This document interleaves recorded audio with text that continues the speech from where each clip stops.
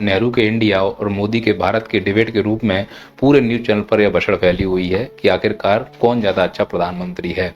देखिए, इसका मूल्यांकन इतिहास ही करता है। अभी मोदी जी का टेन्योर पूरा नहीं हुआ है तो उनका मूल्यांकन करना ठीक नहीं है, लेकिन अभी तक जो उन्होंने कार्यकाल किया है उसके हिसाब से अगर तुलना की जाए तो कहीं ना कहीं निष्कर्ष पर पहुंचा जा सकता है। निश्चित तौर पर यह भारत के प्रधानमंत्री हैं। दोनों ने ही भारत को आगे बढ़ाने के लिए अपने हर संभव प्रयास किए हैं। उन प्रयासों में सफलता और असफलता मिलना अलग मुद्दा है, पर अपनी असफलता को स्वीकार ना करना ये एक अलग मुद्दा है। तो हम आज की वीडियो में यह देखेंगे कि आखिरकार असफलता होने के बाद भी किस प्रधानमंत्री ने अपनी असफलताओं को स्वीकार नहीं किया। याद रखना, कोई पूरी तरह से सही नहीं होता है और कोई पूरी तरह से गलत नहीं होता है। यह वीडियो किसी को सही या गलत साबित करने के लिए नहीं बनाया जा रहा है।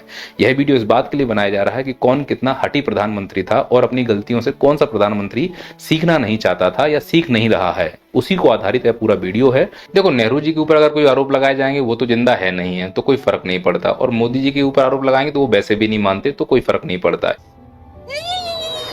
इसीलिए कुल मिलाकर इस वीडियो से किसी को कोई फर्क पड़ने वाला नहीं है। हम हंसी के लिए आए हैं, एक हास्यात्मक व्यंग करके इस वीडियो को खत्म करने वाले हैं।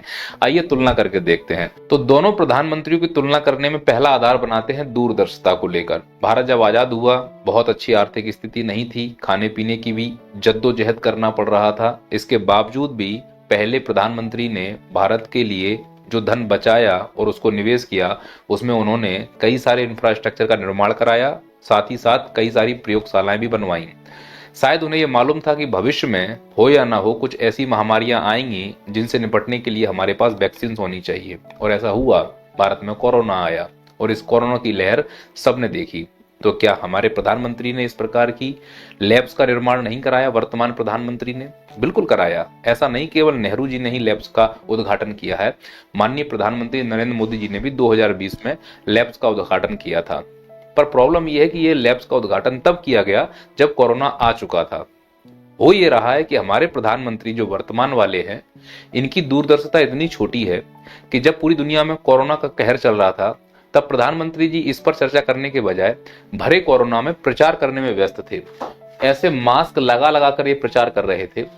कितनी छोटी सोच रही होगी इस व्यक्ति की कि वो नहीं समझ पा रहा है कि जब 4 लोग खड़े हैं तो मास्क लगाने की जरूरत पड़ रही है, और जिस रैली को ये संबोधित कर रहे होंगे वहां रैली में भीड़ घुस घुस कर दब दब कर एक दूसरे को दबा रही होंगी, तो क्या उन भीड़ के अंदर कोरोना फैलने का डर नहीं रहा होगा? लेकिन देश से पहले, देश की जनता से पहले जिस व्यक्ति की राजनीति सर्वोपरि हो, उसकी दूरदर्शिता सिर्फ इस बात के लिए हो सकती है कि हमारा देश आगे जाए ना जाए, हमारी राजनीतिक पार्टी जरूर आगे जानी चाहिए।